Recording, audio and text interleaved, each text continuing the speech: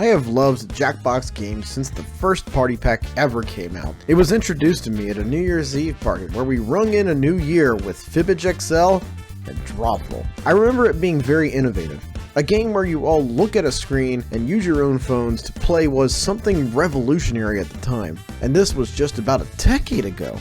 This made gaming super accessible to just about anyone, and it really stretched the limits of what sort of things you could do with a device. Since my upbringing, there have been over 50 plus games released by Jackbox that have always struck true to the method: one screen and devices as controllers. It's worked well for them, releasing now 10 different party packs and one releasing every year, with the exception of 2024, where they did some more different things. For the past 3 years or so, I've been playing Jackbox games on stream almost every week with a bunch of my community who absolutely loves it. It's really kind of interesting how timeless Jackbox can be, because a good amount of the games allow creative space. Even the games that are not as creative still spark joy because of the nature of that game. So, that all said, we've played every Jackbox game there is, and now we're gonna rank them all right here, counting down from worst to best. For this ranking, I used a specific set of criteria when judging each game. First, gameplay. How fun is the game? Are the game mechanics good, and do they play a useful part in the final result? This is also where I might choose to judge aesthetics a bit, but primarily, we will focus on the play of the game itself. Number 2. Ease of play. How easy is the game to pick up and play? This is measured really in two ways. One is how quickly a brand new player to Jackbox could learn how the game works. Second is the length of the game. Number 3. Streamability. Now, some might balk at me including streamability in this ranking, but it's important to me and a ton of other Jackbox streamers, so it's important. This will look at how stream delay affects the game, as well as what kind of impact the audience feature makes. And finally, replayability. How much are Jackbox fans going to remember this game? How many are clamoring to play the game again and again each session? Oh, and also, for some of the different modes of Jackbox, I'm going to be a bit arbitrary. The two Fibbage Enough About You games and the Quixort Forever mode are deemed significantly different in terms of gameplay from their main modes, and they will be judged differently. Conversely, games like Free Play and Talking Points, Quiplash 2's Interlational will not be ranked as they are not different enough from their counterparts. Drawful 2, however, will be ranked as it was a standalone game in itself. That's all said, let's get started with the worst Jackbox game in the series. Number 58. Zeeple Dome. Honestly, I don't think any Jackbox ranking video worth their salt would ever start off their ranking of Jackbox games without putting this one in dead last. In Zeeple Dome, you're playing as astronauts who are abducted and must now play in the violent games of the Zeeple Dome, tossing yourself into enemies and defeating waves to progress through the next round. It's a cooperative style game that requires teammates to work together to defeat each enemy. The game just misses at every mark, and it's one of those games that makes you wonder why this is even considered Jackbox. You could tell some thought got put into it, and if it wasn't something we had to use our devices to play with, the game itself would probably be a very fun action game. But it's not. It's a Jackbox game, and that's why this drags it down to its lowest point. It's not a game that's easy to play anyway in person, and it's nearly impossible to stream. Half the time, I'm finding myself trying to direct traffic by telling what color should hit the enemy to move on, and it always misses because, well, stream delay sucks. Look here, just hit it. Just hit. Oh my god! This game is for masochists, and that's why it checks in at number 58. Number 57. Word Spud. Okay, I get it. It's the first party pack. Jackbox didn't know what it was gonna be, blah blah blah. Nonetheless, even Jackbox themselves make fun of this game, with various references in games including Survive the Internet, teasing a Word Spud 2 game. Oh, please God, no. Word Spud is a very, well, what you would call a game, I guess. You get a word and you need to add a word to the end that makes sense. Players will vote for your answer yes or no if it fits. If it does, that becomes the next prompt for the next player. That's it. That's the game. There's one good thing I can say for this game, and it's that it's a heck of a lot easier to play than Zeeple. Write a word that goes with the previous word? Easy! That said, Word Spud is just way too simple of a concept. It plays like some of those New York Times games, by the way, that's a great idea for the New York Times, but fails to captivate an audience on this platform. Streamability misses the mark here due to no audience and the fact that you literally have 5 seconds between submissions to vote yes or no, which results in quite a lack of votes. Plus, it's a game with a potato for a logo. Get it? Because word spud? Oh, this game really sucks. Sure, it's a Party Pack 1 game, and will always be overshadowed by the counterparts, but there are clearly better games in its same Party Pack. Number 56. Bomb Corp. This is yet another game, much like Zeeple Dome. Its platform just isn't made for this type of game. The game features two modes though. A story mode called The Job, and an endless mode called The Grind. In The Job, you play as a new office worker who just replaced someone. You'll have to defuse bombs, make coffee, and sort files away to reach day 15. In The Grind, the concept is the same, except you're racing against both time and the number of bombs, without all the story mush in between. Either game only suits 4 players, and if you're playing this game, you better bet that those players you play with both can read and communicate, because this game will not work otherwise. That's partially why this doesn't work on stream without some sort of VC component involved. I will say that this game is a blast with the right people, and honestly, I played through the job mode myself, and the dialogue and story are actually quite hilarious. The intermissions between the bombs were actually markedly fun. You know, not that many people know that coffee was originally invented in— Shut up, Gavin. I even recently played in a tournament with this game and won the whole thing with a group of people, so this game will hold a special place in my heart somewhere. But that special place is not enough to overcome the flaws it has inherently. Number 55. Lice Swatter. Oh, come on, another Party Pack 1 game? Too slow. You're biased against the Jackbox originals. Look, Party Pack 1 was a great pack for its time, but it's clearly outgrown in more areas. Besides, the other 3 games are much higher ranked, so cool your head a bit, please. Lice Swatter's concept is very simple. It's a true-false game where you and 99 of your friends answer various questions from various categories. Like I had 99 of those. The first 2 rounds use a variety of questions, while the final round stays focused on a particular subject. The game is basic, and on the surface, nothing is really wrong with it, except for it just being outright basic. The facts are somewhat interesting sometimes, but not that interesting where it's going to be one you're going to go back to each time. Some of the facts are even heavily outdated. I will say that this is the only game out of Party Pack 1 where a quote-unquote audience component comes into play, and as a streamer, that's great, because the more people that can play, the better. But we simply just don't play this game too often because it's so forgettable. Plus the kazoos just drive me absolutely up the wall. Number 54. Civic Doodle. Okay, now we're getting into the meat and potatoes of this ranking, but not the word spud potatoes.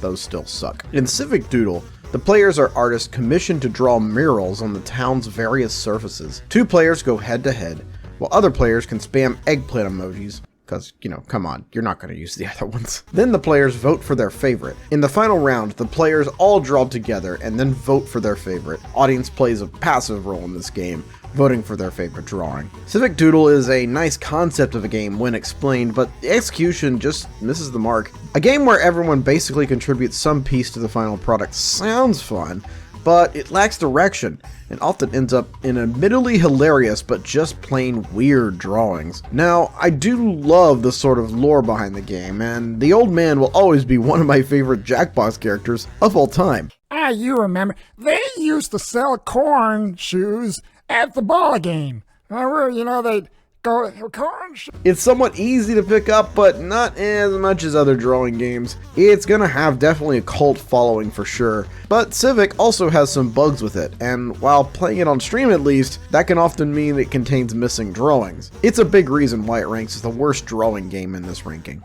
Number 53. Faking It. In Faking It, players are all given a prompt to either raise their hands, point at someone, hold their fingers, or make a face. That is, all except one player. That player will not be given the prompt, and that player is the faker. The goal of the faker is to blend in, but if you're caught, you better start gaslighting and lying to convince others. I might catch some heat for this one on account that streamability is a factor in these rankings. Streamability is a big miss here, and nearly all of the microgames in Faking It require the physical presence of each other. Sure, you can maybe reproduce them in some way, but it can get very chaotic. Even trying a Discord version of this can be difficult as well. But streamability isn't the only problem with this game. The gameplay itself of Faking It is mid as well. The biggest problem is that the voting system after each reveal doesn't incentivize breaking away from the group enough, requiring a full consensus in order for you to even check if someone is a faker. And the game tends to get much more difficult for fakers once the 3rd round starts, as the prompts tend to be much more absolute and can single you out almost immediately. Not to mention, the game has a bit of a learning curve, especially if you're not used to lying on the spot and you have a bad poker face. That said, the game has potential to be really fun with the right group of people in person. But if you have to say that about a game, it's just not that good of a game. Number 52. Time Jinx. Jumping out of the earlier years of Jackbox to something a bit more recent, Time Jinx is the first trivia-based game to enter the rankings, and that's not a good thing. Time Jinx is the first trivia-based game to enter in the rankings, and that's not a good thing. Time Jinx is the first trivia-based game to enter the rankings. Okay, we're done with that. Time Jinx is a trivia-based game focused on years. You are given a prompt and a range. Based on your guess, you will be given points based on how far off you were from the correct answer. Least amount of points wins. The game also has special games in between rounds like Time Hop, Time Fix, and Time Loop. Most of the later games of Jackbox are going to score well in terms of streamability, but this one actually had one of the lower scores, mainly due to the audience feature.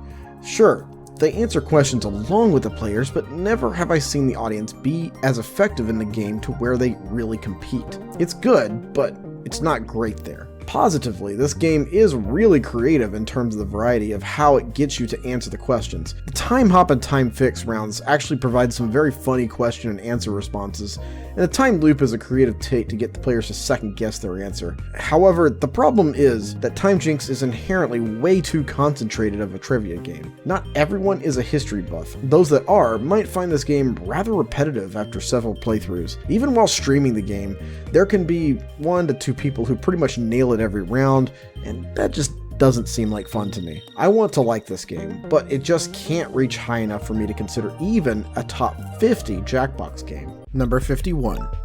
Fixie Text. Okay, before I get into this game, oh my god, does this credits song slap or what? Fixie text, make a message with your friends, the timer's ticking. Can you get in by the end? You gotta text. If we were ranking games based on their credit songs, this would be at the top of the charts, hands down. But we're not, so let's talk about why this game sits here just outside the top 50. Fixie Text is a game of words, but with a twist. Players are grouped into 2 groups. The players are all given the same text message and then a set prompt. The first group must then together edit the message and add words to it, all at the same time. The backspace and delete key are disabled, so the result is often a bunch of misspellings and crazy sentences. TTS reads out the message, and the players who were not typing vote for their favorite words in the message. The roles reverse after that. Audience also submits their votes for the favorite words. It's a pretty sobering thing to see 2 Jackbox Party Pack 10 games back to back so low in these rankings. I want the newer stuff to succeed so much. Fixie Text conceptually was a great idea for a game, and one I'd hope would get more plays prior to release. It still is good in that regard. It just doesn't execute as well as it should. The TTS reading often is funny, but the words usually spell nonsense, leaving players who have to vote for their words just selecting the weirdest ones versus the best. The concept is not hard to grasp, but players will probably find being careful with words not really worth it. And honestly, Fixie Text is a very forgetful game overall. I often find myself forgetting this game even exists, but then these texts show up. Give me baby, I want baby, don't you want me baby, or don't you want me whoppers and hot dogs? So I visited the mate at the old live-in apartment. Whop of hat fine, you'll go there, you stupid fucking horse, I am mentally ill, fuck you, I love hot fogged and Saskin. Great credit song, but that's really not enough to save it from its position in the rankings. Number 50.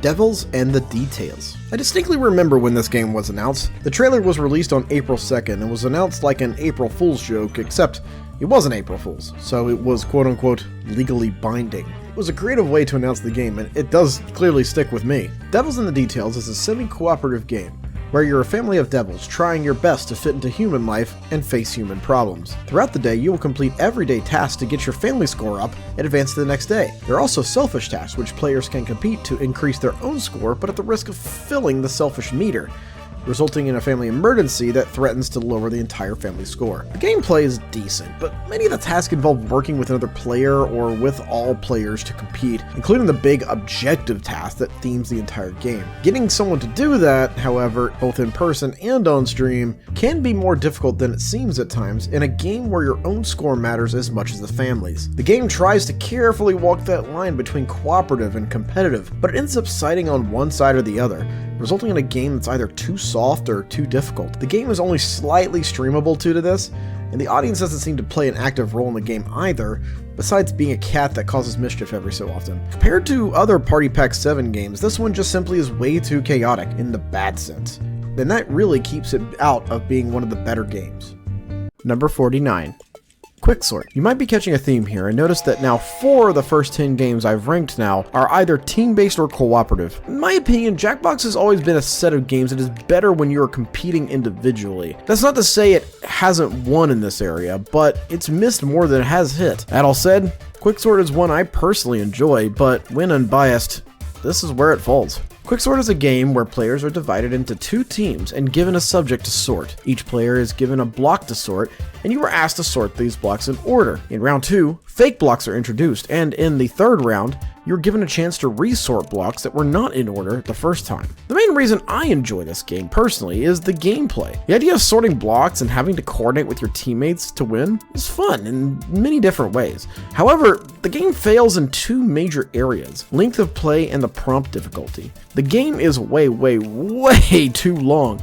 One game can take upwards of 45 minutes, which makes it one of the longest, if not the longest game. Which is funny because Jackbox themselves classifies this as a 20-minute game? The range of difficulty of the prompts can also vary wildly. One team could get the order of planets, while another could get the order of Justin Bieber's life. It ranges from broad to specialized, which introduces some rigging in the game from one team or the other. The game tries to make it streamable by showing the blocks coming down on the device screen, but more often than not, I've found players are simply not paying enough attention to when they are coming up. And even when I try to direct traffic on Steam, moments like this happen. Other way, all the way back, all the way that way, to the right, to the right, to the right, to the right, Dolphins, to the right, all the way right, all the way, I don't know if he's doing all a the bit or way. not. Is he Oh doing my a bit? God! Is this a bit? Please don't do this to me. Dear I'm God. so confused. You're confused on where Pluto goes? The audience feature is minimal at best. You play along with the players, but don't have any sort of active play in the game itself. Overall, this game is fun, and one of my personal favorites, but it just has too many faults. Number 48. Let Me Finish. The only game out of the Naughty Pack that wasn't a sequel to the previous games, Let Me Finish is a presentation game that is styled similar to that of Talking Points, but is more of a head-to-head. Players are given a set of objects and asked an odd adult-themed prompt like, which of these pens their mother? Then they use a highlighter, and then will be given time to make their case, and then be also given an opportunity to jump in and give their take for extra points. This game to me is just plain weird. It's easy to understand how it works, and it's not terribly long, but the jump-in mechanic is probably the most confusing mechanic of a Jackbox game I've ever seen. There doesn't seem to be any real penalty for jumping in, and all it really does is elongate the game. Streamability was originally an issue in this game, but admittedly they have since issued a patch to include a quick mode that's much more streamable, but the problem with this mode is it's now too quick. A positive is that the prompts are actually quite hilarious, and seeing people actually make the case for which drawing implement never cleaned its fleshlight or where 2 thumbs of ginger would grow pubes is entertaining. It definitely doesn't get as much play though as the other 2 games in the Naughty Pack though, and it's definitely the weaker of the presentation games. Number 47. Talking Points. Speaking of Talking Points, that's next in our ranking. Talking Points is a unique presentation game where thinking on your feet is the key. Players generate titles and then pick from one of 3 to present about. Each round features a presenter and an assistant. The presenter presents the topic while the assistant helps put the pictures up on the screen for the presenter to speak about. The presenter has no idea what the image will be, so improvisation is key. Players who aren't doing either will react live, which will influence the score. The think on your feet part of this game is fun and often results in very hilarious moments even if the speaker doesn't have anything meaningful to say. That said, it's not the easiest game to pick up, especially if you don't have a group of people who can improvise like that. How can you explain why there's a picture of a crying baby when you're trying to talk about a very serious topic of syphilis and crocodiles? Streamability hurts a bit in this area too, as it does many of the presentation games, but for the reasons you'd probably expect. The scoring mechanic isn't the best either. It depends on the engagement of the players, and I think most are actually just going to hear what they say versus engage with the device in real time. It's what I'd consider one of the cult classic games of the Jackbox universe. It's not going to rank high here, but I could see why it's appealing to others. Number 46.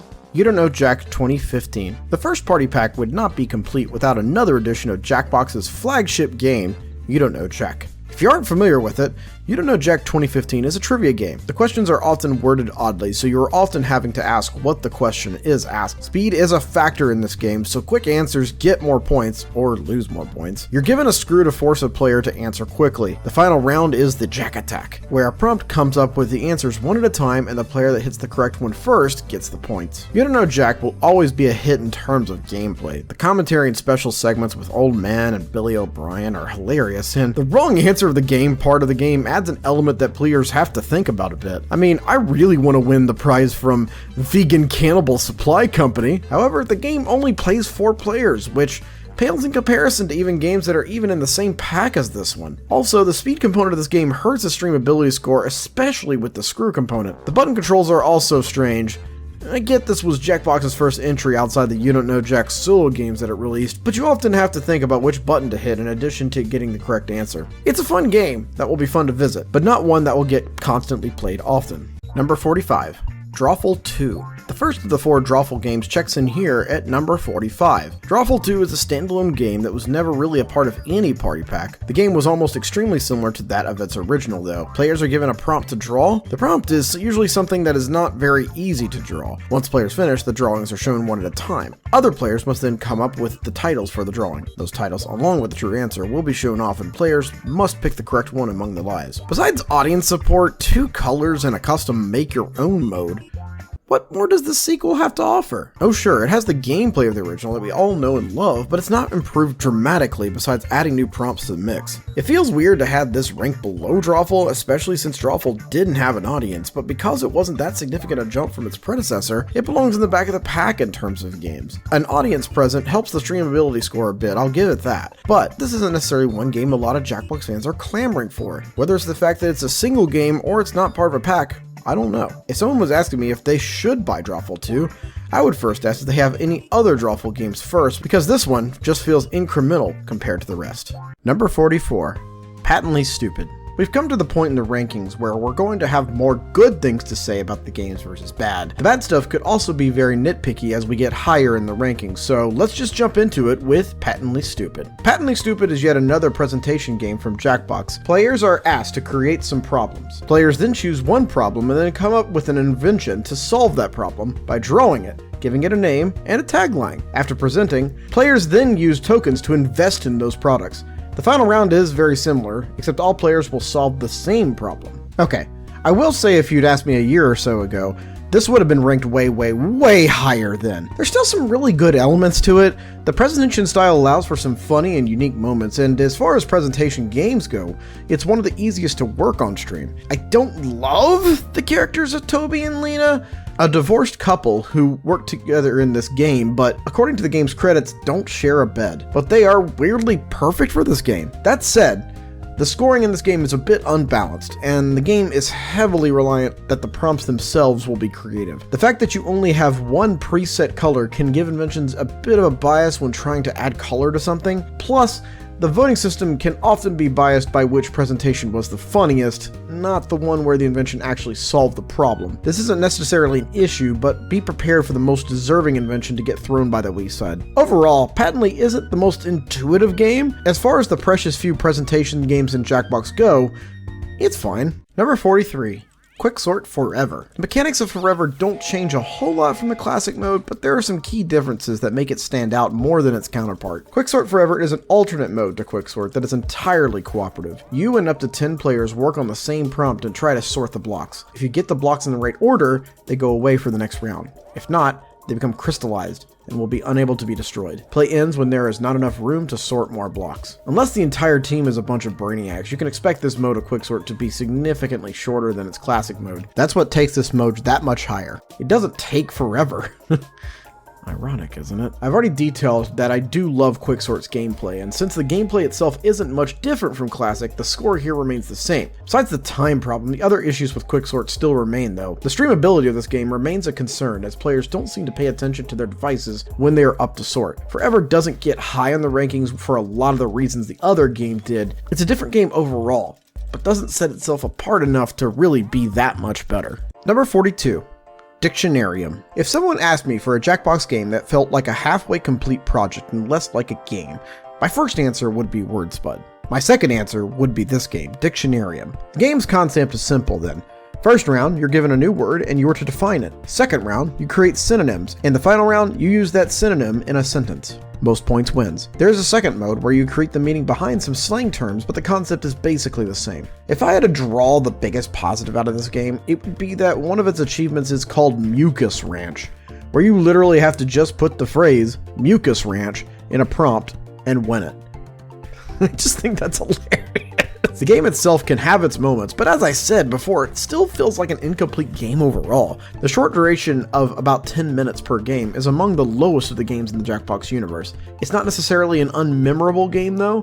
The host is absolutely delightful, and the game is averagely streamable, with the audience voting for the favorite prompts as well. The issue with Dictionarium is that it's just unremarkable in so many ways. Number 41. Role Models. Another Party Pack 6 game. Okay, so I know a few people who might consider role models being this far down in the ranking a sin that I will never atone for, but hear me out, okay? Role Models is a 6-player game which, using an absolutely scientific method of sorting you, attempts to describe who you are based on 2 adjectives and a noun. It's done first by players who select a topic and then sort their friends into those topics. The topics can be ranging anything from friends to Mario Kart items. Players then sort their fellow players together on that topic, and if you're in the majority, you get science pellets as points for that game. The game is fun and cheery as far as getting to know you games are concerned, but it really pales in comparison when you compare it to other games in the Jackbox universe like the Enough About You modes of Fibbage 3 and 4. It's a fun concept, but describing someone in a matter of 3 words often misses more than it hits. But that's really just me getting really serious about a video game, I guess. Anyway, the game itself is pretty mid overall. The audience component of giving an extra pellet to the one who gets a certain role is a nice, fun component, I guess. Some of the head-to-head matchups when there's a tie are more difficult to do on the stream versus in person though, but even the writing prompts are often about which is the more clever response versus what the game wants you to do. Pick the prompt that fits the role better. There is some variety to topics, but like after 10 or so plays, you're probably going to see a lot of repeats. Overall, Role Models is a nice game, but much like Dictionarium in the same party pack, fails to be remarkable. Number 40.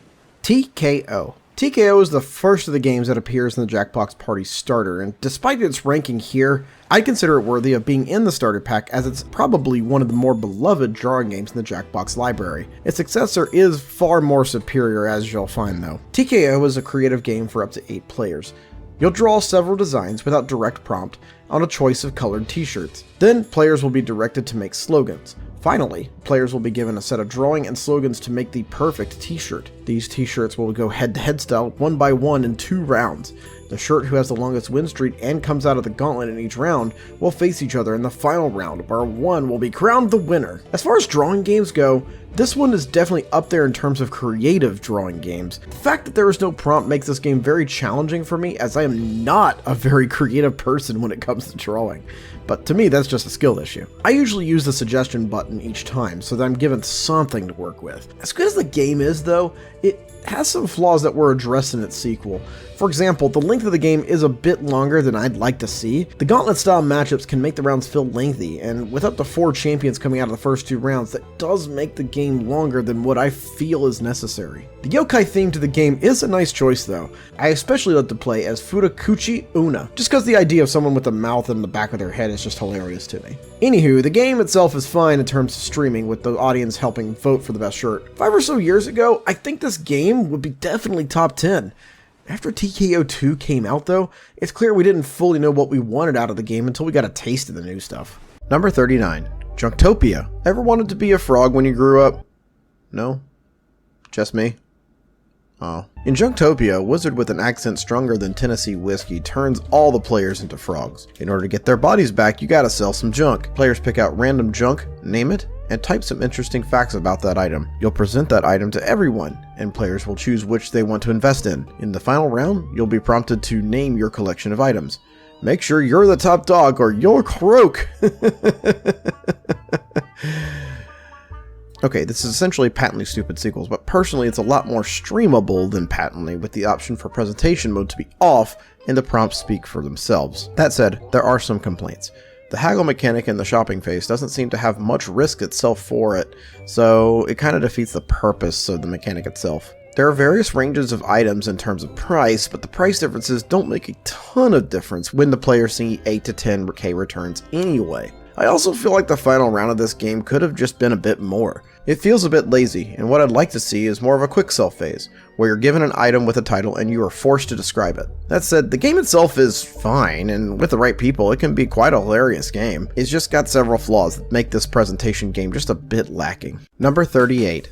Guespionage. Guespionage is one of those games you don't forget about, and yet it's not one game that people are demanding to play either. The game plays where each player is assigned a subject regarding a percentage of people.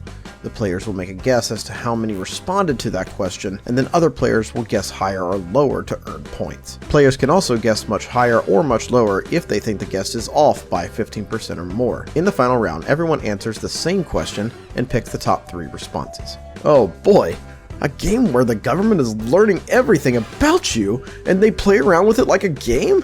What dystopian universe could that be talking about? The gameplay of Guespionage itself is fun. Trying to guess what percentage of people responded to a question has been a method of game since the days of Family Feud. That said, the game is nearly a decade old, and with it, its data. Some of the prompts are heavily outmoded, and thinking has changed over the years, which can make new players to the game feel like they don't know this game when the concept is somewhat simple. That said, the game is very streamable, and if you happen to have an audience count of at least 5, the question's answers are then scored from the audience. The answers are not given as a percentage to the audience, but it's kind of nice that you can get to know your audience a bit better if you have enough data. But this game isn't one I'm going to pick out of the crowd when I want to choose a Jackbox game, but I don't mind playing if it has a spot either. Number 37. Survey Scramble. Speaking of Family Feud, by the way, Survey Scramble checks in at number 37. Okay, so this one might get a bit long because Survey Scramble is broken up into 6 modes, so its ranking here is what I think overall about the game. Survey Scramble is the latest standalone game Jackbox has released. The game is centered around various surveys that were polled to an audience of people. The questions are centered around a variety of topics, such as best cat names, or what the best dinner meat is. The 6 game modes in Survey Scramble include High-Low, where you try to find the highest and lowest unique answer. Speed. Guess as many answers as possible and don't let the time get low. Squares. Answer a question in a certain range and get a square for your team and get 3 in a row. Bounce. Using answers along a range, give an answer to move the bumper to keep the ball up. Dare. Challenge your fellow players to guess higher or lower than the previous prompt. And Dash. Pick which answer was higher and cross the finish line. The game suits 10 people max and has an audience feature as well. When Jackbox said they're not releasing a full pack in 2024 and would be putting 3 other releases this year, which include the Mega Picker and the Naughty Pack, I will admit I was a bit skeptical and thought it would be a rough year for Jackbox fans. Some of that was correct, but Survey Scramble was one of the more mid-releases of 2024. It's a very creative game, and it's one that supposedly is changing the more it gets played as players' input adds to the survey. I'm not sure how impactful or dynamic that makes the game, so I can't really properly measure it. Some game modes are fun. High-Low is a simple enough and good starter of a game. Speed is okay, but I find it more stressful, and the game seems to drag on a bit for inexperienced players if you've got some really good finders in the group. Squares is a creative mode that I personally find is my favorite. Bounce, conversely, is my least favorite due to its confusing nature and least replayability. Dares is a good mode, but I've played it a few times and found people are more nice in that mode than competitive actually. And Dash is a crazy chaotic mode, but it's kind of fun actually. Overall, Survey Scramble is an easy enough game to pick up, but in a few modes like Bounce and Speed, streamability really suffers quite a bit. I'm also worried about how long Survey Scramble will last long term. The game is only as good as the inputs that are put in it, and if the game doesn't get played often, I'm worried about how memorable this game will actually be. It's decent enough here at 37, so it feels right to place here right in front of Guespionage. Number 36. Nonsensory. Nonsensory is a game of ranges. You're given a prompt and asked to answer that prompt with something that fits the scale given. Then everyone tries to guess where on the scale you were trying to aim for. The first round is writing, the second round is drawing, and the final round is a prompt between 2 things. When you're guessing, you only need to be within 1 off of the actual answer, and if you're confident, you could put confidence down to get some extra points, but you will lose points if you're not in range. To a degree, Nonsensory has been and is one of my favorite games in the Jackbox universe in terms of gameplay. I was always a fan of board games like Wavelength, so this game was just really the Jackbox version of that. That said, it does take a bit to get used to. Most often, new players don't understand that the prompt has to fit a specific part of the scale. In terms of streamability though, it helps that the audience gets to vote and add to its own score, but there's one mark in this game that gives it a blemish. There is a very heavy temptation in both the writing and drawing prompts to make it visually easy for players to know where on the range it falls. There are also times where the player either misreads or doesn't convey their prompt well enough, resulting in a very frustrating experience for players. I mean, what? Nonsensory is one of the better games of Pack 9, I will say, but it has some glaring flaws that keep it out of the elite status. Number 35. Earwax. Earwax is a sound effect game where one player per round acts as the judge. The judge picks the prompt, then picks 2 sounds from a set of them to fit the prompt. The judge then listens to the sounds and determines which they like better to fit the prompt. First to 3 wins. Earwax is a game that I do really appreciate actually how simple it is. Could there be a set number of rounds? Sure. More audience participation? Of course. But Earwax doesn't shy away from what it's supposed to be. A game with a soundboard. The game is fairly easy to understand, although the game can get a bit long if the points are spread out among the group. The game is very streamable, with the stream delay not affecting gameplay much and the audience component. However, the game does hurt a bit in replayability because it is very outdated, and after a few runs of them, a lot of the sounds just get old for a while. The balance of sound distribution is sometimes missed too. Sometimes you get sounds that perfectly match together. Good job! Other times you get sounds that just make no sense at all.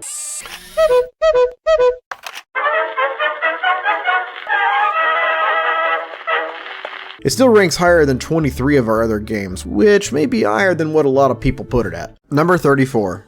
Do Re Mi. This game was probably the most anticipated game out of Party Pack 10, as it was Jackbox's answer to rhythm games like Guitar Hero. Do Re Mi is a music game where players act as birds. Simply pick a song, and then pick out an instrument. Then you use your devices to play along with the song. Afterwards, the song is played for a giant plant monster to see if they survived or if the birds are violently eaten. Yes, this was a brave new step for Jackbox to make a rhythm game using their patented device-to-screen method, and in terms of execution, it works fairly well. There are a couple quirks. The device screen will occasionally freeze, and some devices' gesture controls could cause issues while playing the game, like holding down a key. The game is fairly easy to pick up, even when you're not great at rhythm games, and because you decide how long a session goes, it wins in terms of length of play. I really have to give credit to Jackbox for making the game as streamable as possible, with the tap tap tap at the beginning of the song to help sync it up. What's the biggest problem with Do Re Mi then? We have to ask if Jackbox even really needed a game like this. If Jackbox was looking to make a splash in the rhythm game market, I'm not so sure it did that. I totally get outside the box thinking, but Jackbox has been really good about what it does in the categories it already has success in. Do Re Mi is certainly better than its other different game, Zeeple, but both have one commonality. It would be better if it was a game that existed outside of Jackbox. Number 33. Weapons Drawn. Hey, have you got time for a social deduction game while you miss your kids' birthdays for 2 years? Then I've got a game for you. In Weapons Drawn, players are assigned a letter from their name. They must then draw a weapon that hides it. Players then come up with an accomplice to join them. They then attempt to murder each other's accomplices with their weapons by matching the accomplice to the player who brought them. They will then be shown the weapon that murdered that guest. The goal is to look for the letter that is in the weapon and tie it to the murder. First 2 weapons made are uppercase letters, while the last 2 are in lowercase and cursive. The player who brings the most stabbable guest, gets away with the most murders, and solves the most cases is the winner. As you can tell from that long-winded explanation, this game is extremely complex. That makes it really hard for new players to instantly pick up and play. This game is also very, very, very, very, very, very long. Like, you can go mow your lawn long. You can prepare your taxes for this year and next year long. You can end a 9-year friendship with a friend who suddenly hates you for no good reason, Karen. Long. Anyway, expect about 45 minutes to be dedicated to a game like this. That said, the game is fairly streamable, although a few points are deducted here for the timers, as the regular timers are too short for some parts of the game, the final round especially, while the extended timers make it just too long, just under 7 minutes of drawing. So why is this ranked where it is? Well, this game hits me in just the right ways to make me fall in love with it. Once you understand the game, it becomes loads of fun to find the small letters in the drawings, especially if you have creative folks in your group. People can get very clever with the placement of their letters that way. The aesthetics are nice too, and the complexity of the game itself shows in the work Jackbox made to make this game fun. Sure, it sits here at number 33, but I will always stand for weapons drawn. Number 32. Joke Boat. As someone who frequents cruise ships and commonly visits the comedy clubs on those ships, I'm glad Jackbox made a game that effectively conveys the quality of comedy content on a boat. Mid. Joke Boat features the lovable host Captain Chuck Hull, where everyone is a ventriloquist dummy who entertains guests on a cruise ship. You make jokes by taking a joke, using prompts from your players to finish it, and then give it a punchline. Players then go head to head with their jokes. In the final round, players take another player's joke and try to make it funnier. The gameplay is okay. Let's be honest, Joke Boat is essentially Quiplash, but with more structure. The joke structure itself is very cheesy and mundane then, so it doesn't really accomplish being better than Quiplash at all either. This also hurt replayability too. The lead-ups to the joke just get really dry after a while. But the strongest points for Joke Boat come from streamability and ease of play. The game has an audience component where the audience votes for its favorite. There isn't really a stream delay to it either, so it helps there too. The game is also very approachable for newer players. The concept is basic enough that if I were to develop some sort of introduction for Jackbox, this would be one of the games I'd feature. That was a joke. Please laugh. Number 31. Drawful. The OG Drawful will always live in my heart as the game that kickstarted my love for Jackbox, and I will always treasure it in my heart. But in this ranking, it's number 31! We already sort of explained Drawful in the Drawful 2 game explanation.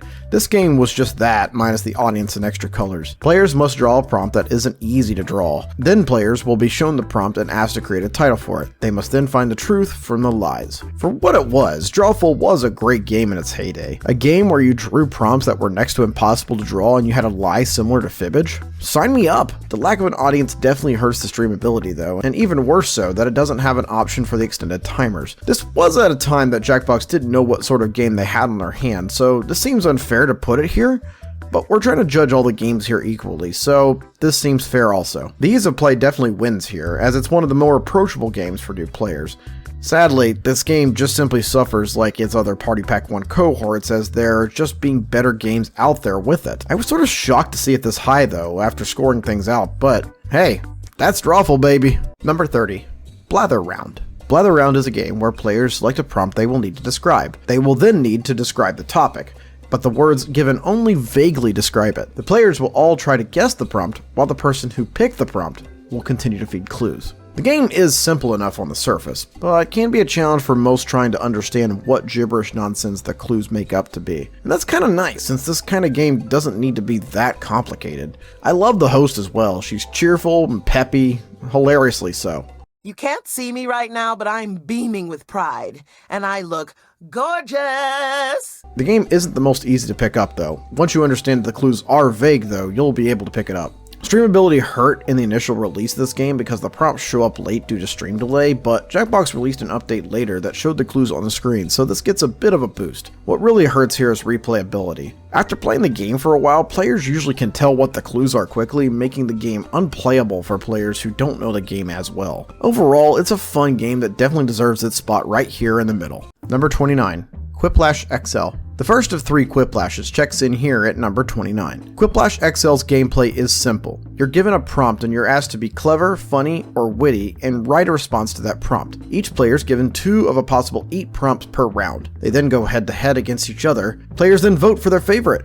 And in the final round, everyone is given the same prompt, and then people are asked to vote for their top 3. Quiplash XL, the name itself was given because Jackbox had once released a standalone title called Quiplash, and then released Party Pack 2 with this title with additional questions. Most people don't know that Quiplash XL isn't technically Quiplash 1. Still, the title itself sort of undercuts what Jackbox was thinking at the time of making this pack. That said, Jackbox did add an audience feature to this game, but a lack of extended timers do knock the streamability a bit. The 2 XL games, the other being Fibbage, were essentially the originals to start it all, so replayability is naturally low as people clamor to play the 2 younger versions of it. Where Quiplash XL really wins is the approachability factor. The game is a very simple concept and super easy to understand. Arguably, there isn't a much more approachable series like Quiplash in the entire Jackbox universe. The final round is kinda mid, but still more decent than its latest iterations version, which I'll have to rant about later. If you're looking for XL content, you've come to the right place. Looking for double XL content? Look further down the rankings here. It's speaking of Excel games, number 28, Fibbage XL. It's the game that started it all. Next to Drawful, this game will always be one of the games that started my love for the Jackbox series. Fibbage XL is a trivia game where each player is asked to choose a category. They are all then given a prompt based on a weird, odd, or strange fact, in most cases with the blank in it. Players must then make up a lie to fit the prompt and must discern the truth from the lies. Now, I'm always going to love Cookie Masterson as a host, but unfortunately host likability isn't a major factor in this ranking. The gameplay of the game is good and simple though. Answering questions with lies and discerning the truth was a great concept at the time, and still is to this day. That said, much like that last game, it just suffers from being so old that it doesn't have the bells and whistles. Those bells and whistles include no audience and no extended timers. However, this game doesn't necessarily need this extension, so it's not really counted against it. If you're not a clever liar, then you will not play well in this game, but give enough time, a new player can pick it up early. This is the final game of the Party Pack 1 series, and to see it rank as high as 28 is impressive, but sort of highlights how far we've come in Jackbox. Number 27, Pole Mine. Pole Mine! You could say that this was an early survey scramble, but the games are just a little too different to be making that assumption quickly. Pole Mine is a game where players are sorted into 2 teams. The players are all then asked to answer a survey, picking progressively more options as the rounds go on. Then, all those responses are ordered and ranked on an average. As a team, discussion must be had to determine what everyone answered. In the first round, you're asked to find the top 3 and earn torches for being correct and lose torches for being wrong. Round 2 is similar, although you're asked to find 2, 3, and 4 and avoid the number 1 answer. The final round asks you to find answers 8 to 1 in order, and you can only maintain your torches or lose them. If you lose them all and the other team gets a question correct, the game is over. There's also a streamer mode, where one person, the streamer, can take on an entire audience in a game of Pole Mine. I will say that on the surface, Pole Mine doesn't come across as the most fun game, but after experiencing it for a while, I kinda grew to love it a bit more. It's still not my favorite game by far, but the gameplay is actually quite fun and engaging. It feels like Family Feud without Steve Harvey.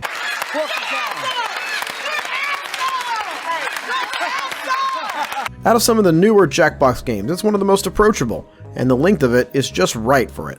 Having 10 players doesn't seem like a burden, so that's a good thing for it. Streamability is decent. Not having a VC could hurt you in this game, but I've found stream chat to be sufficient. Unfortunately, this game is overshadowed by some of the better games of its pack, but it's still a very decent option if you're looking for a good team-based game. Number 26, Hypnotorious. Hypnotorious! It's such a mystery game, not even the host knows how the scoring works. In Hypnotorious, you're given a random roll and then asked questions. You are to answer the questions as your character would, but you don't want to be too obvious.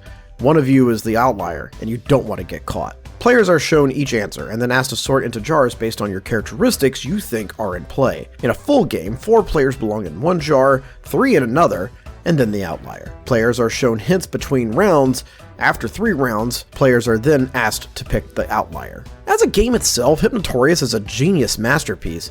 The concept of giving others roles and not knowing that you might or might not be related to others gives a game a lot of depth. I adore this game much like I do Weapons Drawn. It's a fun game to play, and I personally enjoy playing it. The game is also streamable. The prompts showing up don't cause any sort of issue with delay, and communication via chat is acceptable in this medium. The audience influence is very little though, so not a big plus there. But the biggest problem with this game is, it is not at all approachable. Many players find it confusing that they have to be vague, and if they happen to be outliers, this game gets over very quickly. It doesn't really help that the scoring system is ridiculously ludicrous and not explained well either, adding fuel to the fire of how approachable the game is. If you end up as the outlier, then you have a very good shot at winning, it seems, and I don't really know. The scoring just outright sucks. The other issue with this game is the length of it. The game is hilariously marked as a 20-minute game in the Mega Picker, which is well short of its actual length of about 30 to 40 minutes. I will say that despite its negativity, it gets a fair bit of ass to play it on the streams. And so far, I don't see it often repeating topics, so it's got some replayability factor. Overall, Hypnotorious is a really ingenious game that's a great concept, but sadly way too complicated and way too lengthy to take it to more elite status. Number 25, Mad vs. City. We've reached the top 25 of the rankings, and here's where things start to get a little bit more nitpicky as we put the game of rapping robots here at 25. Mad vs. City out of Party Pack 5 is a game where you're a robot terrorizing a city. However, you're not just any robot. You fight other robots with your lyrics. Come up with a word to fill the first line and complete the second line. Do it again, and you complete your rap. Then go head to head against your competitors, and then the other players vote for their favorite. Speaking of nitpicky things, does anyone know why the score here is counted in dollars? What does a giant rapping robot even need with American money? Anyway, Mad vs. is probably one of the games we rotate more in our Jackbox streams, and it's easy to see why. The creative side of the game allows for endless possibilities. Half the time, I think players are just trying to get the TTS from the bots to just sound as funny as possible, but it really works well. This place is haunted by your weakness, you sucka. I'll annihilate you in any shooter game. Try me, you motherfucker. The game itself is structured and competitive as well. I do love that in the final round, you basically compete with the next highest or next lowest player in the leaderboard, which sort of battles against one of Jackbox's famed curses that the final round is the only one that matters. It's fairly streamable, although the audience doesn't do much more than destroy buildings during the raps and vote for their favorite. The length of the game is fine, but I would be going too far as to say it's a game for everyone. Coming up with a good rap is difficult for most, and those who aren't used to the game will find more struggle with it than most, making this game a bit less approachable. Still, it's a good game, and one I will never diss too much about for being timeless. Number 24. Dirty Drawful. Oh boy, it seems like ages since we talked about the Naughty Pack, huh? Dirty Drawful is the same Drawful you know and love, but it gets a bit more 18+. The prompts you will see will be just as difficult to draw, but they'll be centered around adult things like... The game also adds a few enhancements, like allowing users to react to drawings after they submitted their guest, and one feature many Draw faithful have been wanting: an undo button. Look, this won't be the last time you hear us talk about Drawful. Remember, we still have one more to go. But the game itself is what Drawful is, a competitive drawing game with prompts that are shocking and just plain weird. The game also increases the difficulty a bit by adding prompts that involve players, making it harder to discern fact from fiction. Drawful games will always score high on the board in terms of ease of play and streamability, and this game is no different. That said, the one question everyone asked when Dirty Drawful was released: did Jackbox really need to make a dirty version of this game? The game was already a bit risque in some ways already, so making a dirty version just seems like Jackbox was going to open their arms more to the idea of it, which only kinda sorta works. It's certainly an improvement of where the first two Drawful games were, but still feels like it's short of surpassing Animate.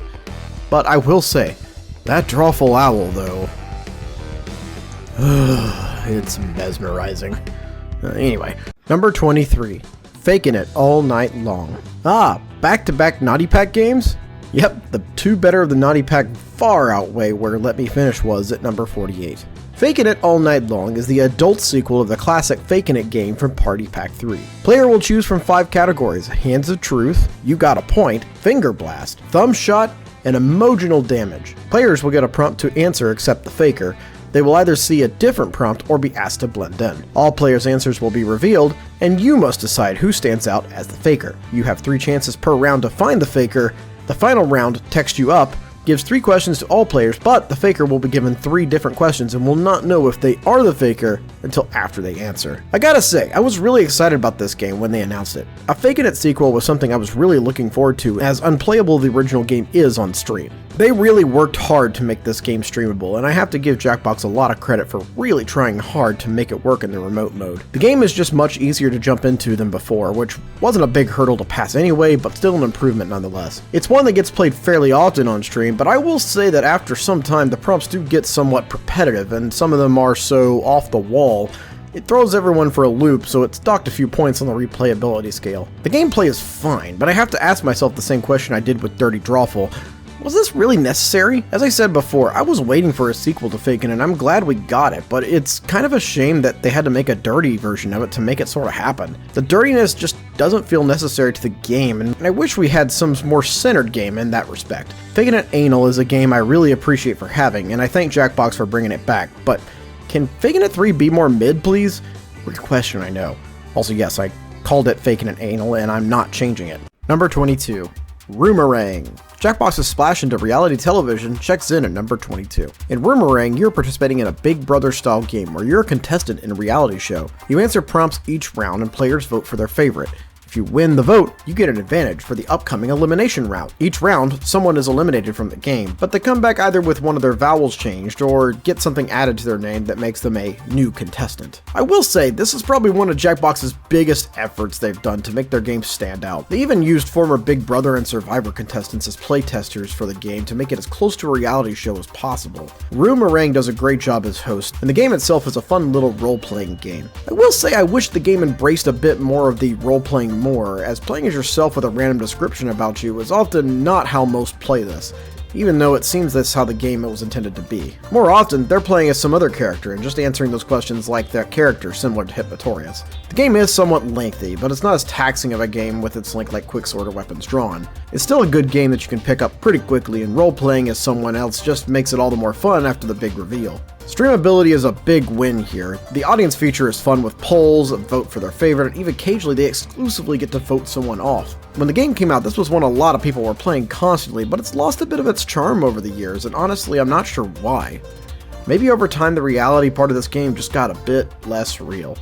Whatever it is though, the game is a fine addition to the Jackbox games, and one I love both playing and hosting. Number 21, Fibbage 2. If you've been keeping track of things, you might have noticed a lack of the Fibbage series getting mentioned to this point. Fibbage is one of the Jackbox series that has gotten progressively better with each iteration, and that is reflective in its ranking. Fibbage 2 is the direct sequel to Fibbage XL, coming out in the next Party Pack number 2. The game works very similar to the original Fibbage with new prompts and introduces an audience in the game. The game also introduces a new mechanic as well, the defibrillator, where a player can use it once per game to show just 2 possible answers, one wrong answer and the correct one. The gameplay is very similar to that of its predecessor, although the defibrillator mechanic is a nice little piece that gives players some sense of security while also sometimes being entirely useless, making for a nice balanced addition. Prompts are somewhat outdated though, but that's a natural thing to happen to a game that is this old. It still hurts the replayability factor though. The fact that there's an audience at all is an improvement to the streamability already, but the lack of extended timers can make it really close for players to submit guesses. The game is a good length though, and much like its counterparts,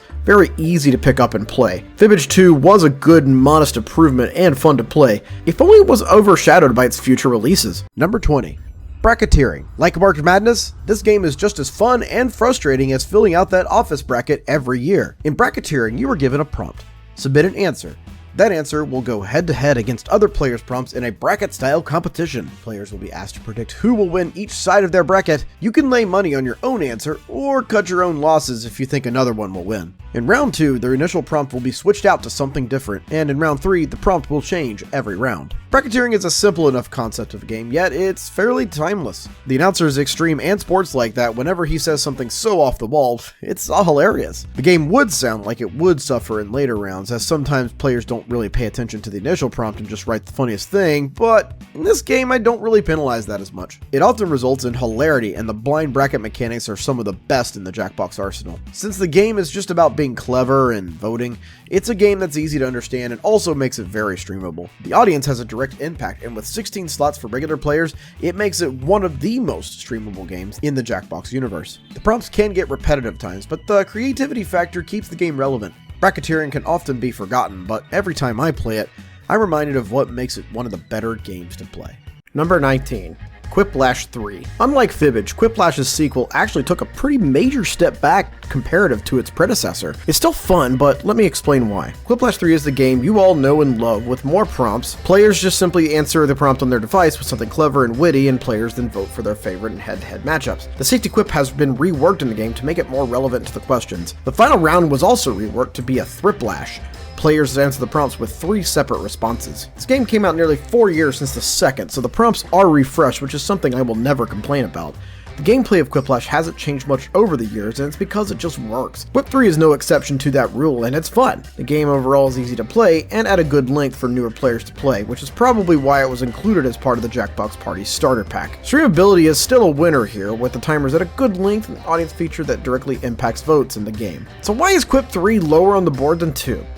Well, while it stays mid in the streamability and maybe gets a bit more replayability, it loses a bit of ease of play and gameplay points simply due to the final round. I do not like the final round at all. Asking players to come up with a single joke for a single prompt is a good formula, but putting together 3 for 1 I find a bit more taxing than other versions like it. It feels like that time where your teacher goes, okay, write a paper of 1 page by tomorrow morning, and then you go like, Ugh. Then she's like, okay, make it 3 pages, and then you quickly shut up and suffer. Can it be clever? Yes. But more often than not, it's just a disappointing round to what should be a marketable difference between its descendants. It's still a satisfying game despite the unsatisfying ending it provides. Number 18. Trivia Murder Party. The game that I think really elevated Jackbox to a higher standard of games pops in at number 18. In Trivia Murder Party, players are taken to a haunted house with a madman who loves hosting a trivia game. Players answer a trivia question. If you get it wrong, you will be punished by getting taken to the killing floor, where you play a minigame and try to survive. Play continues until there's just one player left, but it's not over. The player must escape with the body while trying to outlast the other dead players in a final round. Trivia Murder Party is one of those games that developed a cornerstone for Jackbox to become the company it is now. The trivia minigame combo style makes it a very appealing gameplay that tests not only your brains, but requires a bunch of different skill sets to survive in the killing floor routines. However, as complex as it is, it's still a game that would be easy to have new players play immediately. It's still a game you can play on stream too, and has an audience that will live or die based on how much they earn from answering questions and betting on who gets killed on the killing floor. The final round was a fun concept at the time, but now we have the second version.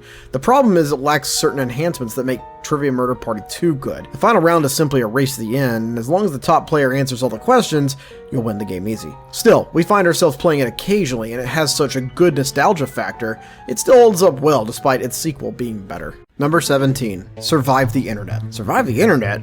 Why would I want to play a game about my real life?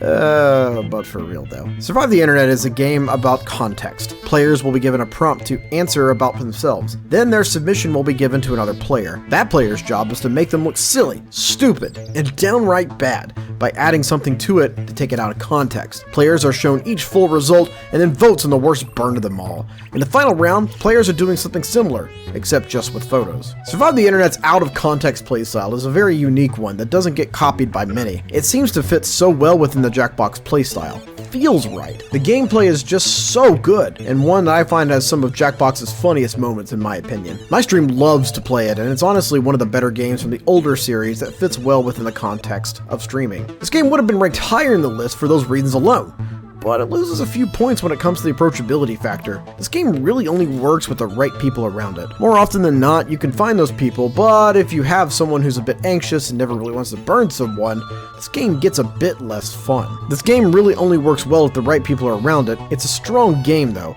and a very strong party pack 4, so while it's ranked here at number 17, it could easily make anyone's top 10 list, and I would not be the least bit upset. But SDI was also the birth of this guy, Gene. We hate Gene. Number 15. TKO2. Okay, yeah, gripe all you want about Party Pack 10 being a crap pack, but you can't deny this was the best that pack had to offer. In TKO2, the game has been dramatically changed from its original predecessor. While the t-shirt rounds are still timed out for 3 different shirts in the first round, you can make all 3 quicker, speeding the pace to game up a bit. When building shirts, you can also choose to put your entry on a t-shirt, hoodie, or tank top, and choose from 4 different fonts. The head-to-head is different too. The game is now tournament style. In the second round, you can still make one drawing, but you have the option of improving another person's drawing as well as making a new one. The 2 shirts that make it out of the tournament will go head to head in a tapping tournament for the win. It seems like forever ago since we put the original game in at number 40. This sequel made improvements to everything I'd graphed about in the first. The additional font and shirt choices along with the tournament style face-off versus the gauntlet make this game much more satisfying to play, and the length of game has also been improved greatly by the dynamic timers in the first drawing round, as well as the bracket-style gameplay. Streamability-wise, it works well, and audience has a direct influence on the voting process, like the previous game. Then again, I have to praise the aesthetics of this game too.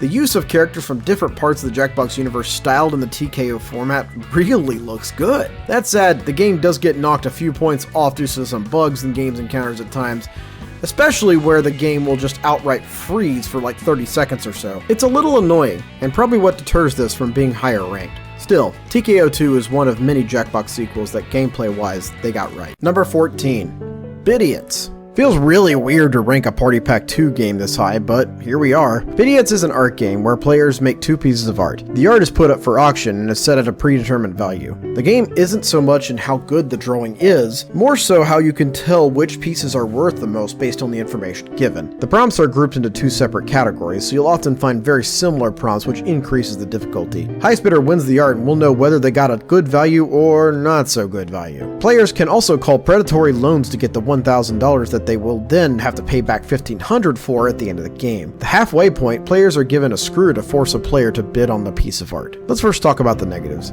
The game isn't the most approachable one with a somewhat complex gameplay style. Streamability is among the lowest in the top 20 because of the lack of audience as well as the fact that there are only 6 spots available. Other than that, you're left with a very pleasing game actually. The game is fun and witty. You have an auction host voiced by the wonderful Tim Sniffen who berates you and feels like he is above all the players who are playing. The game is very dynamic in that you can approach it several ways to win. You could get a good value for one art and then hang on to the rest of it. You can bid on everything to force other players to use more cash. You can even bid on your own art at the risk of getting yourself just to up the price a bit. It's a great game in this regard.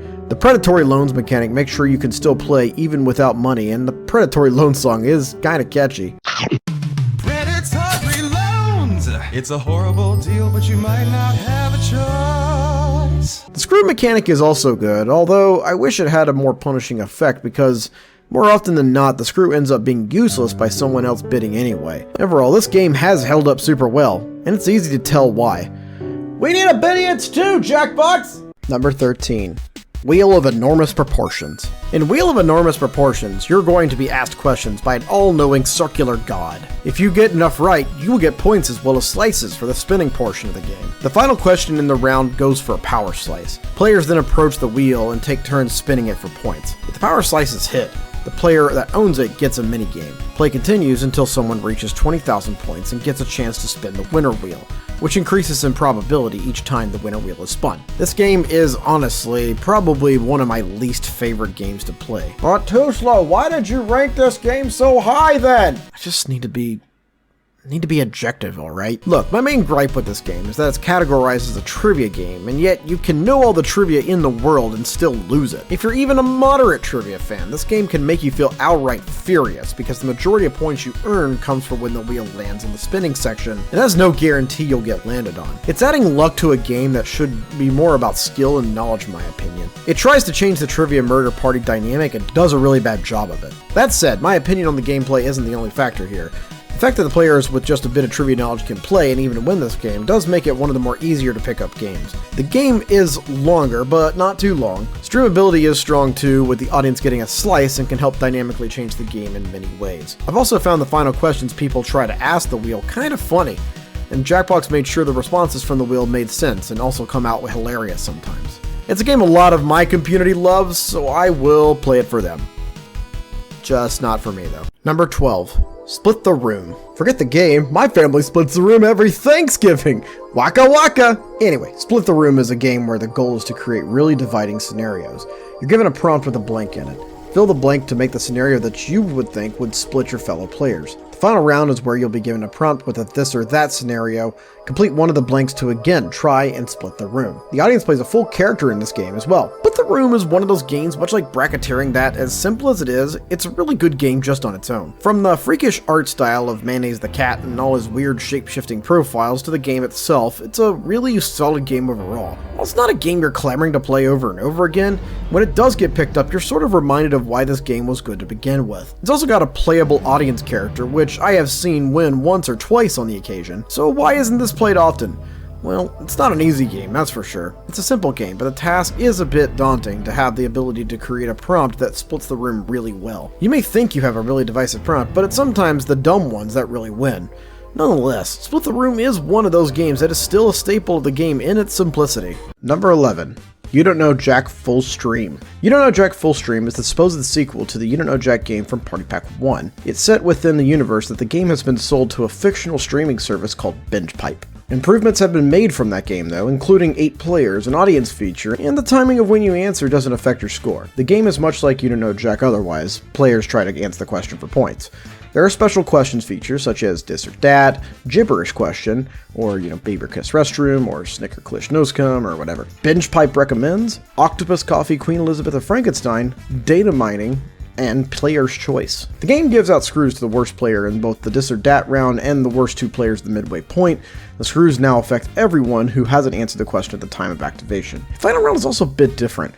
Players now pick the true answers from the fake altogether. The massive amount of improvements alone are why this You Don't Know Jack stands out compared to its previous games. All these changes made the game instantly much more streamable, with the audience answers having a direct impact, especially if that audience is in fact stupid. The speed aspect of the game was removed entirely, making it so much easier for stream lag to not have an effect on the game. I just love the question segues as well as Cookie Masterson. Some of the special episodes you randomly get are hilarious too. This game's just outright chaotic fun. I'm not ashamed for loving it. It's You Don't Know Jack, so it's timeless, but one of the main criticisms I see of the game is, I hate this game because the questions don't ever make sense to me. It's a fair point that this makes the game harder to pick up, but this is how You Don't Know Jack has always been, and it doesn't show signs of stopping now. And now, the top 10 best Jackbox games. Number 10. Fibbage 4. We haven't gotten to Fibbage alternate modes yet, so Fibbage is taking a few of these spots now. Fibbage 4 is the latest iteration of the Fibbage series and makes a few changes from the previous. Players are given a fact with a blank or prompt and attempt to create a lie about it. They are then shown everyone's submissions and try to discern truth from fact. This version of Fibbage includes a few new special questions. Cookie's VHS Vault, where players will watch a clip and try to predict what happens in the film next. Very Interesting Person, or Very Interesting Dead Person, gives a fact about an interesting person, dead or alive. Finally, Fibbage Fan Fact takes user-submitted videos from fans who have interesting facts about themselves. The final round is different too. Players are shown 2 prompts and must come up with a lie that fits both. They must then find 2 truths among them to the correct prompt. Let me start out by saying that streamability and ease of play scores didn't change much from Fibbage 3 here, as the core of the game hasn't really changed much. But on to gameplay. I really love the special questions. Cookie's VHS Vault is engaging and fun thing to show older TV shows and films while making weird questions out of them. Fibbage Fan Fact is a very generous nod from Jackbox to show some love to its fans by putting their facts in the game. And the final round is a really nice and creative idea with 2 questions, 1 lie idea. While the art style is not really my favorite, I prefer Fibbage 3's better. I won't deduct much from it, and the game itself deserves to be top 10 here in this ranking. Number 9. Drawful Animate. It's not the latest iteration of Drawful, but it's markedly better. Drawful Animate works similar to the previous Drawfuls.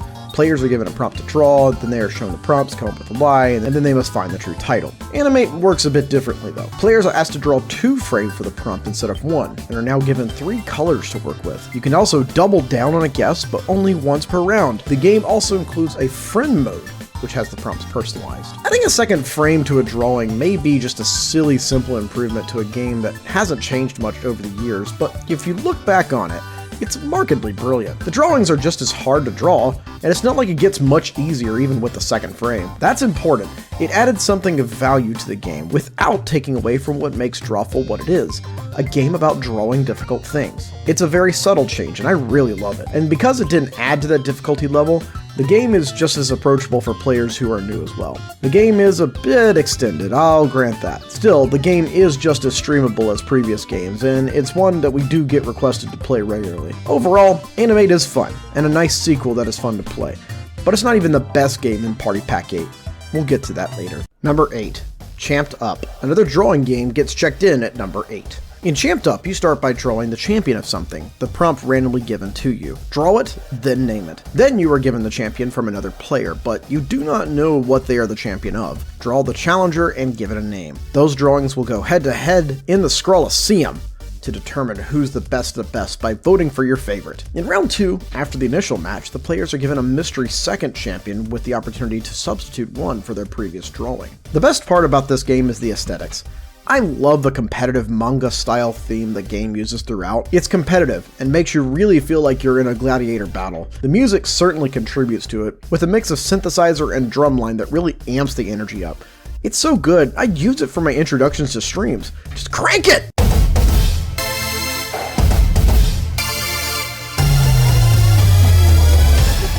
That said, the art style isn't the only reason this game is good though. This is definitely the best Jackbox has to offer in terms of drawing games. The competition head-to-head style has worked for them in the past in games like Quiplash and TKO, and it works here as well. It probably is one of the most demanded Jackbox games I get asked to play during Jackbox streams, and it's easy to see why. The concept is simple enough that the game is approachable, and it doesn't take too long. There are no real concerns for streaming in general, other than maybe the time to vote being a tad too short sometimes. The game is a shining light though among the disappointing Party Pack 7, which is its only saving grace. Number 7. Monster Seeking Monster. Okay, this one might push some buttons, but hear me out for a second. In Monster Seeking Monster, players are assigned a monster power. Each night, they're given 4 messages to send to each other to date each night. They must pick one player to date, and then they must both agree to date. If they both agree, you both win hearts. There are occasional full moon nights where monster powers change a bit and the final round is worth double hearts. Look, I'm not gonna go out and lie and say this is the easiest game to approach fresh, I get that. In fact, it might be awkward the first time, but much like dating in real life, if you give it time, it can bud into something really fun and even get a little horny. I'm also not gonna lie and say this game has its flaws. Some of the monster roles, like the Monster Hunter, are imbalanced, sure. So why is this really number 7? I don't really know if it's the siren call of the mother or the zombie dynamic where everyone loses if the zombie virus spread. The game just continues to be fun despite its flaws. The game works amazingly well on stream, especially on streams that are 18+. The audience also plays its own character, which is a great addition to any Jackbox game to have more participation. I was almost sure Jackbox was going to include an MSM2 inside the Naughty Pack, and if Jackbox wants to make a sequel of this game, you won't get any complaints out of me. It's a solid game that people love playing. How am I going to deny it a top 10 spot? Number 6. Aliens. Push the button. Push the Button is Jackbox's Among Us. You are all crewmates, well, except for a few of you who are secretly aliens. A virus has attacked your ship, and you must find who the aliens are before time runs out. Players take turns being captains and test their fellow crewmates in tests of drawing, writing, situations, and opinions. In each situation, aliens are given false prompts, so they must blend in. There's also a bioscanner component that allows crewmates to find out the identity of a crewmate if they get 2 crewmates to match the correct symbols. Aliens have a limited amount of hacks to hack themselves to get the human prompt, or hack humans to give them the alien prompt. When players think they have the aliens, they can push the button and put 3 aliens up for a vote. All remaining crewmates must vote to eject. If one alien still exists after ejection though, the aliens win. Look, the biggest flaw I can say for this game is that Bioscanner does not work on stream whatsoever, and really I've only ever seen it be successful once ever. Other than that, what else you got? Jackbox really did work hard in this game, and it actually shows well. I love the gameplay, and it really adapted well for Jackbox's single-screen user device methodology. I love the hacking component. It gives some balance to the game while increasing the difficulty of finding the true aliens. The game is somewhat approachable as far as a game like this comes around, although if you're a new player and end up with the alien role, you might need a bit of a warm-up, but the game allows for that still. The game is very streamable. There are complaints about players playing as 4th or 5th aliens, but we can't really fairly judge that game based on how players misuse it. It's a very divided game when it comes to players wanting to play, but I do believe that this game is one of the few games that really tries to sell itself. If it wasn't a party pack game, I'd see it be a fun party game overall and purchase it separately. No matter how we feel about social deduction games, it's no Among Us. But it stands up on its own quite well. Number 5. Quiplash 2. We finally reached the top 5, and we kick off with the second latest Quiplash? Yep, Quip 2 is much like its other games. Players submit quips to prompts that go head-to-head to get voted on by the other players. Enhancements include a new safety quip option, although it's random, and this is the first game in the Jackbox universe to introduce user-created packs to allow players to make their own custom prompts. The final round is also one of 3 different rounds: Acro Lash, Comic Lash, and Word Lash. Look, I'm not gonna lie, the final round in Quip 3 is really that bad. The Quip 2 final round is far superior. It wins in that gameplay component.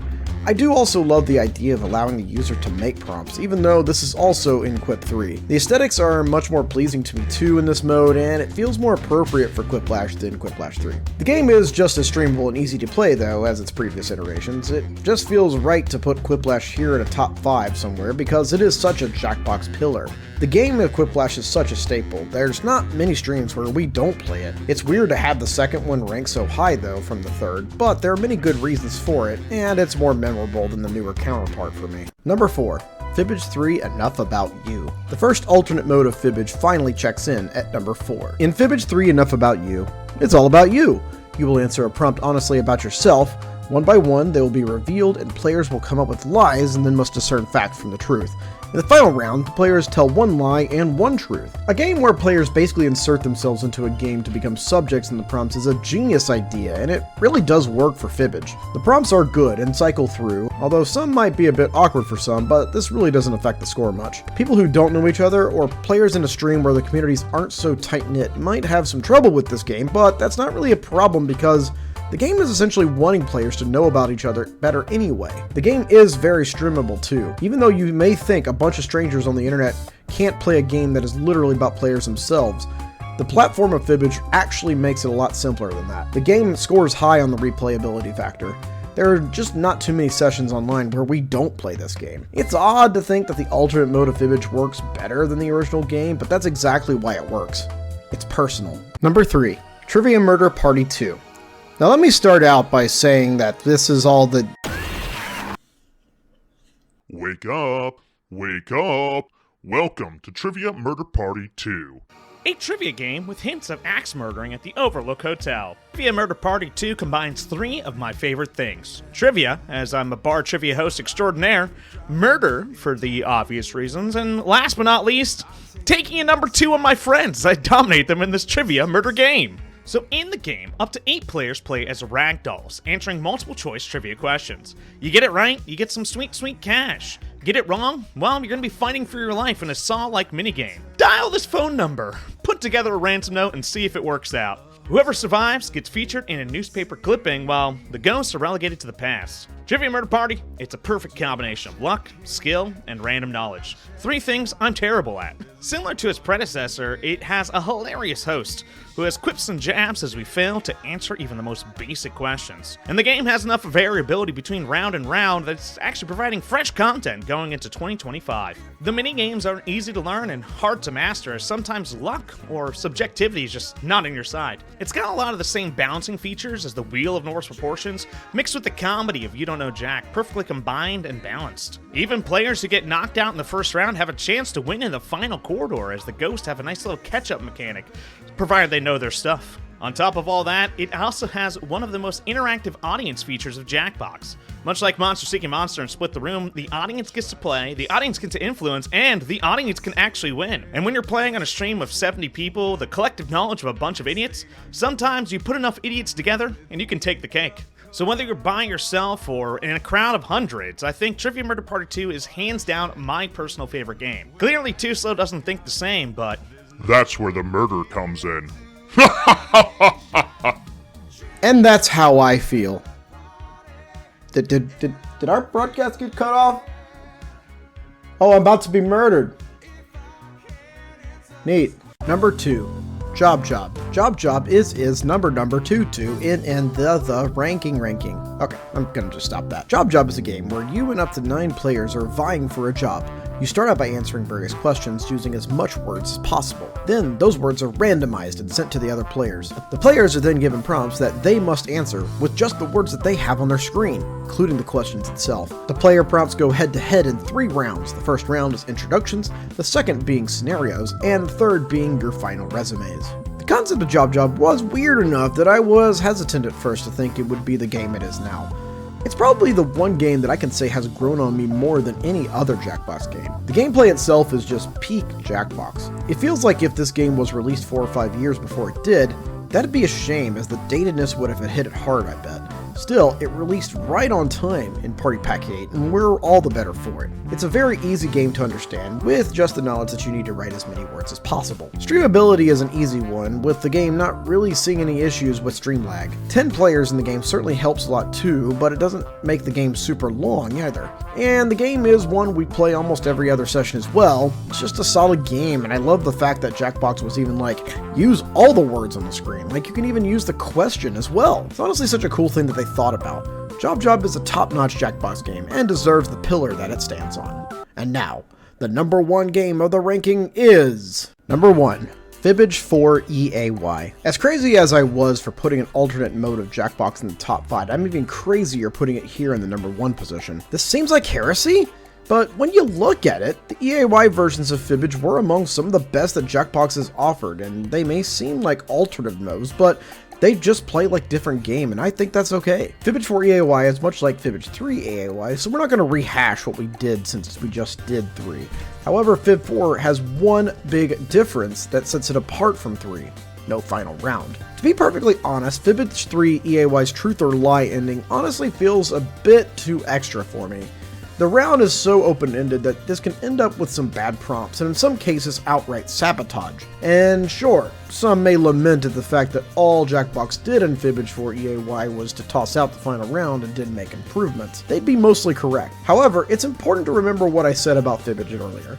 Fibbage is the only series in the Jackbox that has gotten better with each sequel. And honestly, the removal of the final round is not a big deal to me. We didn't lose anything by dropping it, and we saved a bit of time. I generally do love Fibbage 4 EAY's question prompts better than Fibbage 3 EAY's as well. They just seem a little bit more deep and can actually put some thought into the game. The game absolutely wins on gameplay and ease of play, hands down. And we already talked about how streamable the game is, despite an audience that may not know each other as well. Fib 4 EAY to me is quintessential Jackbox. If I sat here wondering what games to introduce someone to Jackbox, these top 3 would be it. All 3 games would be, to me, what makes Jackbox so good and so much fun. What are your thoughts? What do you agree on, disagree on? Comment below or check me out on Twitch at 2slow2serious.tv.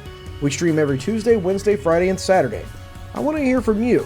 Do you disagree and agree with me? Just let me know on Stream Chat. Thanks to the many community members who play our game so I can get this footage, and also thanks to Corey C. for the contribution to Trivia Murder Party 2. Thank you all for watching. I hope you enjoyed it.